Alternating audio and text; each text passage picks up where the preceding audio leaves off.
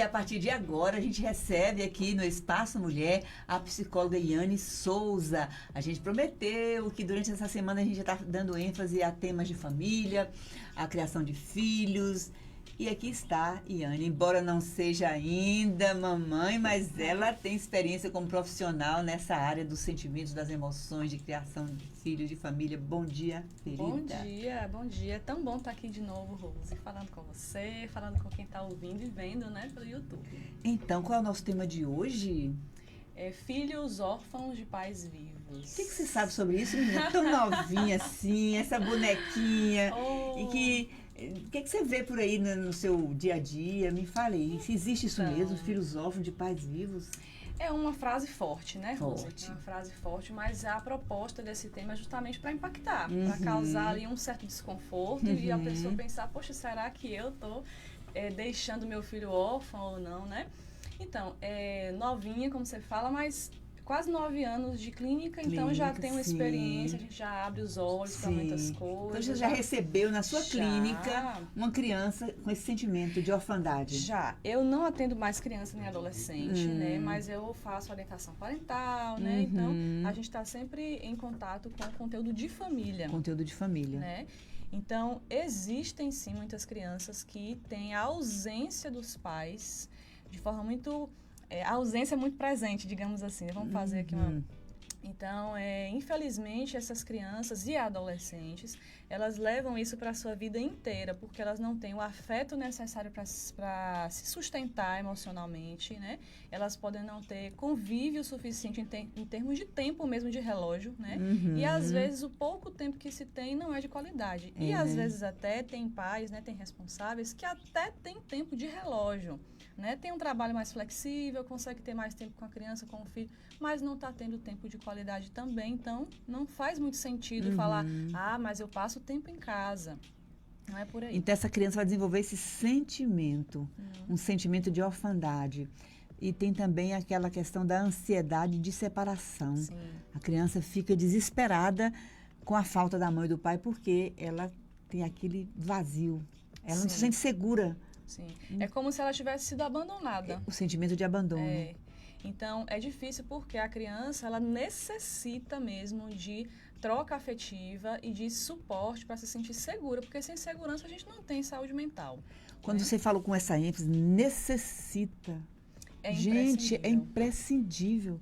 A criança precisa de ar para respirar. Sim. Precisa de amor, de afeto, de presença, daquele apoio emocional para ela se desenvolver como indivíduo. Sim. E a gente tem algumas falas, Rose, das pessoas, né, comumente falam assim, mas eu passei por tudo isso e eu não morri.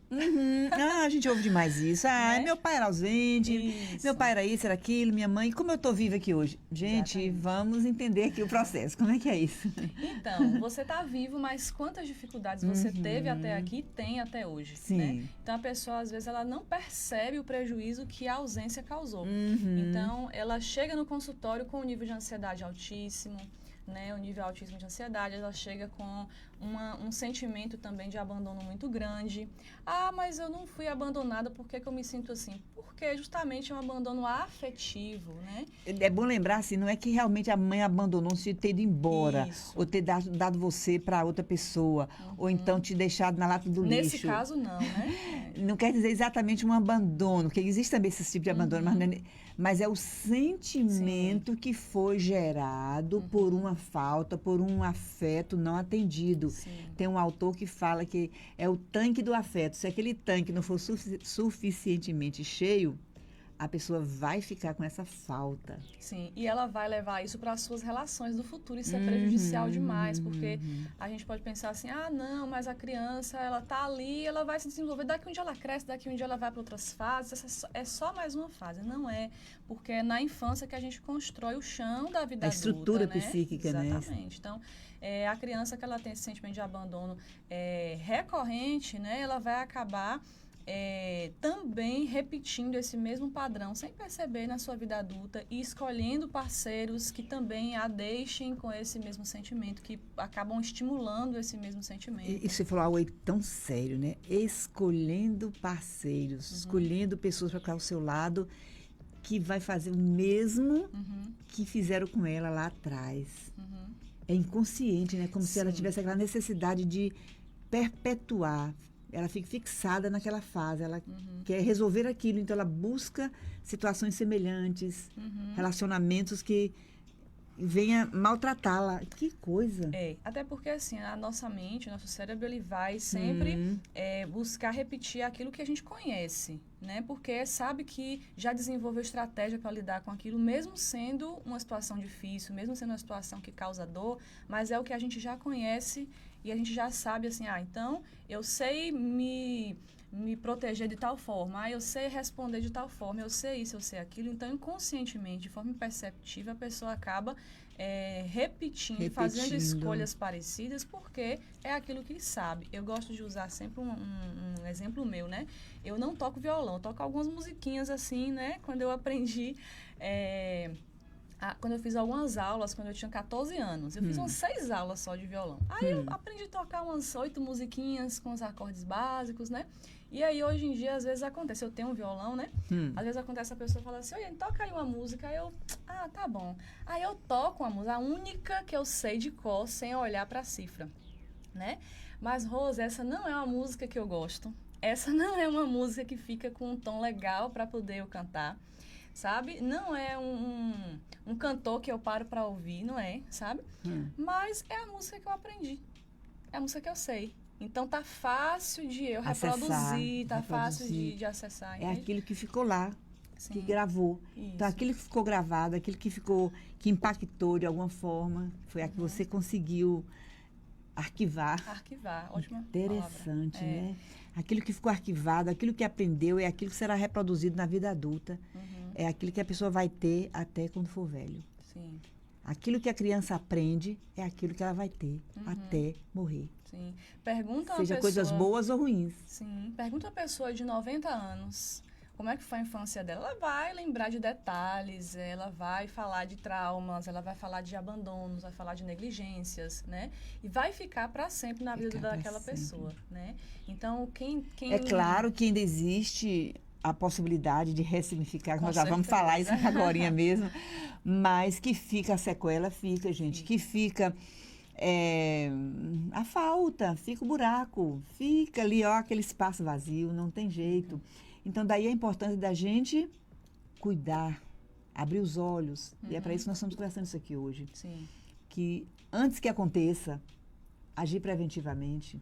Se você não tem tempo para cuidar do seu filho, ou de um filho, não gere um filho. Isso é difícil. Eu quero ter filho para mostrar para todo mundo que eu tenho um filho. E agora? Mas na hora que o filho vem, não tem tempo para cuidar, não tem paciência, e etc, etc, etc.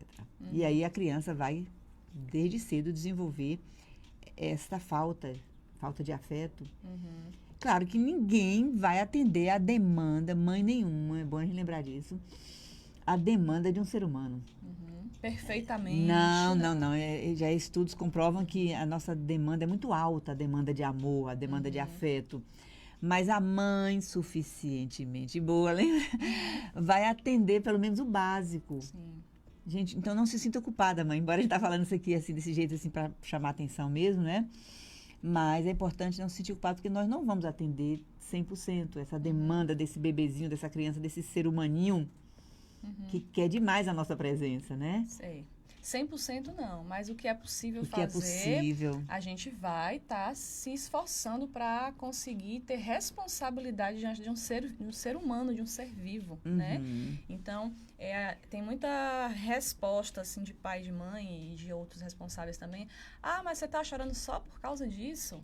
Mas você está fazendo birra por causa disso? Eu não acredito, isso não se faz. Então, fazendo comparações com você sendo adulto, e isso não se faz com a criança, né?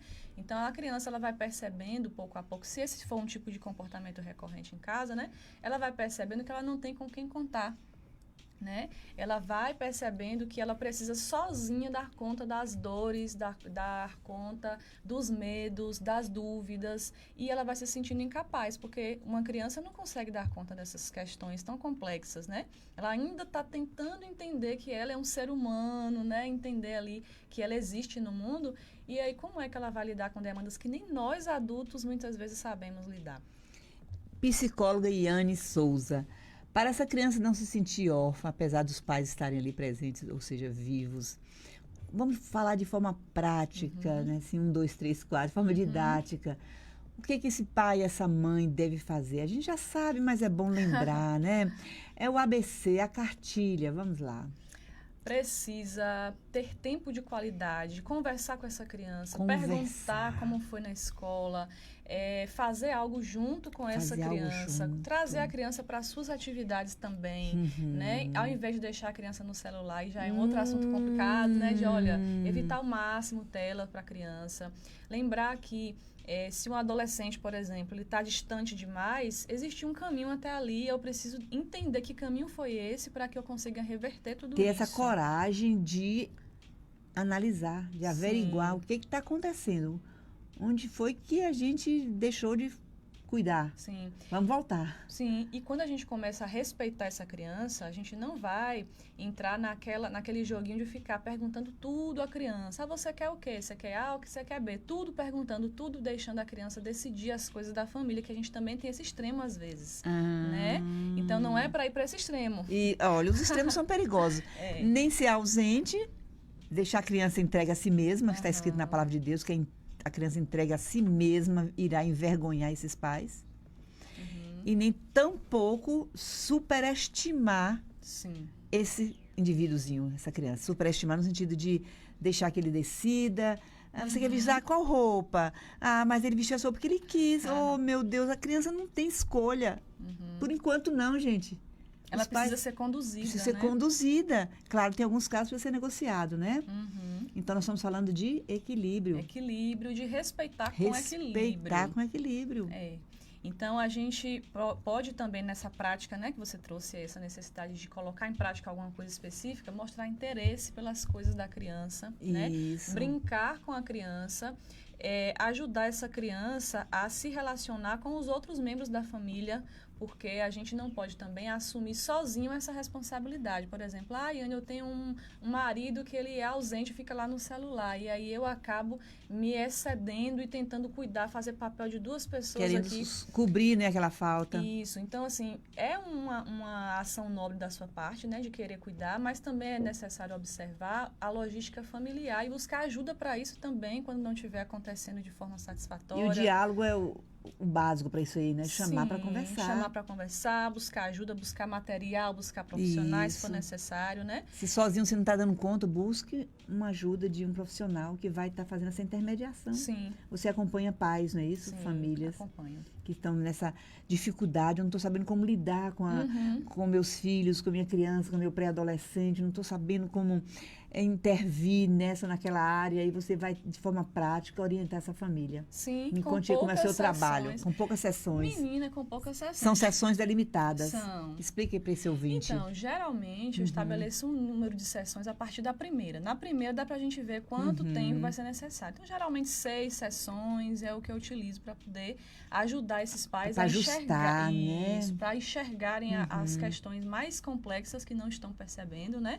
E a gente vai montando juntos estratégias para poder fazer esses manejos, né? Porque muitas vezes, como eu até falei outro dia aqui, os pais chegam, ou os responsáveis, né, chegam ao consultório achando que o problema é a criança, é o filho, é o adolescente, né?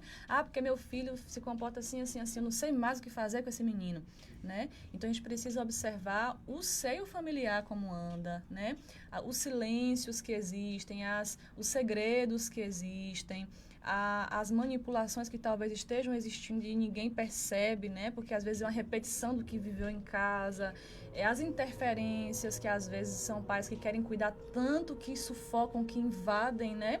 É claro que os pais têm que saber de tudo, mas é diferente saber de tudo, né, para cuidar dessa criança e de ser invasivo, de querer ser controlador demais, né? De novo, cuidado com os excessos, exatamente, né? São os excessos. Não ficar tão ausente ao ponto da criança sentir que não tem pai nem mãe e nem tampouco ser invasivo, né? Exatamente. O equilíbrio é difícil, mas é possível. É possível. E com ajuda profissional, né, querida? Sim. Alguém que fica de fora, que vê aquele núcleo familiar de fora. Sim.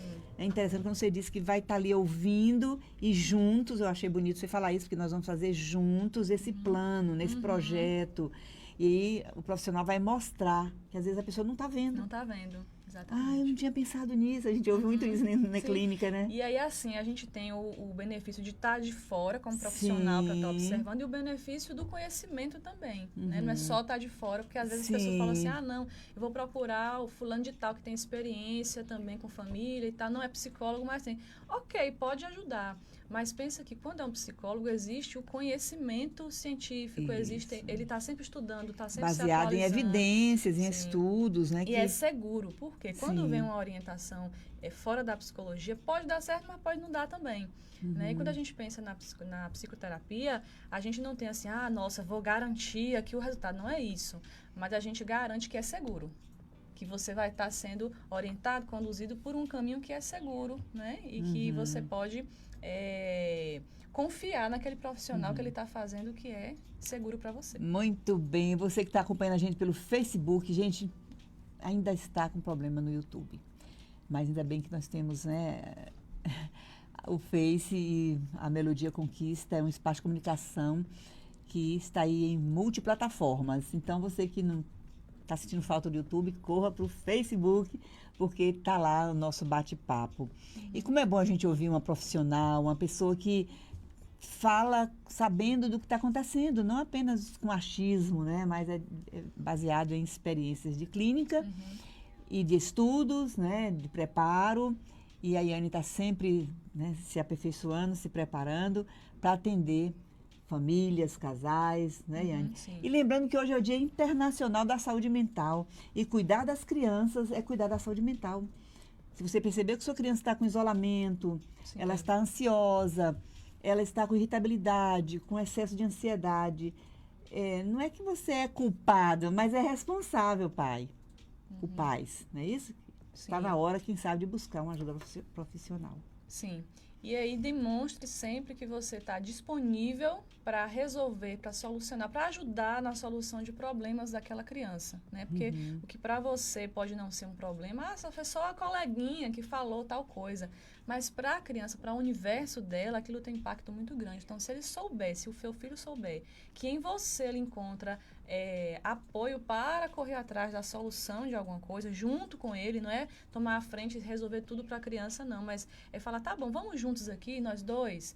Então, se a criança tiver esse apoio, você já tem aí bastante contribuição na segurança dessa criança, né? E também ter uma rotina que funcione para todo mundo em casa. Perfeito, né? Família perfeita não existe, mas a gente precisa ter pelo menos uma rotina que funcione, que todo mundo participe, que eu saiba o que acontece com o meu filho, que eu não deixe só com a babá, para que a babá saiba lá as alergias que meu filho tem, algum remédio, né? Se tem constipação ou não, ou se isso ou se aquilo. Então, eu preciso saber da vida do meu filho. Muito né? bem. E essa criança que recebe esse acompanhamento, essa família que recebe esse apoio, vai estar proporcionando a essa criança, a esse filho, que saúde mental, equilíbrio e condições para quando chegar na vida adulta, quando vier as intempéries da vida, né, as adversidades, uma separação, uma coisa ou outra que acontece, uma perda qualquer, ela estará preparada para enfrentar, não é isso, querida? Sim, porque excelente. Se você não se prepara lá atrás, quando chegar no momento desse, desmorona. Exatamente.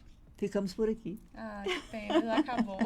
Mas vai ter outras vezes. Tá Vamos despedir dos certo. ouvintes. Obrigada por você estar aqui com a gente. Onde é que você atende? De repente tem alguma família que está querendo socorro, eu preciso desse apoio. Atendo no Espaço Terapia ali na Oliver Flores, perto da Oliver Flores, né, no Candeias. Sim. E se você desejar, pode entrar em contato, né, pelo 77988458752 pra gente fazer, E no né? Insta, onde é que te encontra?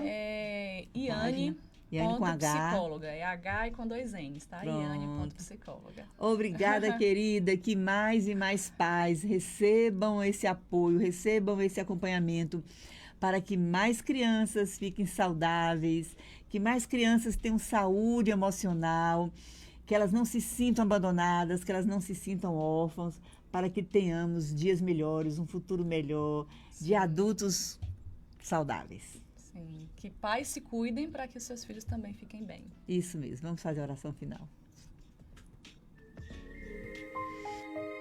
Momento da oração. Prepare seu coração, vamos falar com Deus. Te damos graças, Pai de amor, pelo teu cuidado para conosco, porque o Senhor tem nos ajudado em todos os momentos, conforme o Senhor prometeu que não nos deixaria órfãos, mas que estaria conosco todos os dias.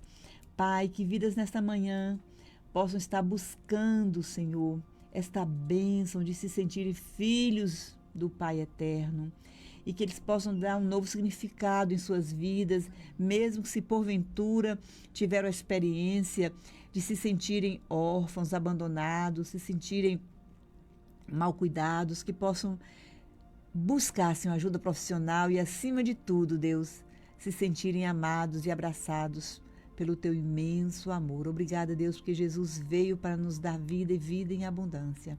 Abençoe as famílias, os casais, que haja, meu Deus, um novo tempo para as famílias, tempo de reconciliação, tempo de mudança, tempo de volta, para que os nossos filhos, meu Deus, nossas crianças, adolescentes e jovens sejam mais saudáveis, para a glória do Teu nome que oramos. Amém. Amém. A gente se despede, prometendo voltar amanhã, se Deus quiser. Tchau, tchau. Tchau. O Espaço Mulher volta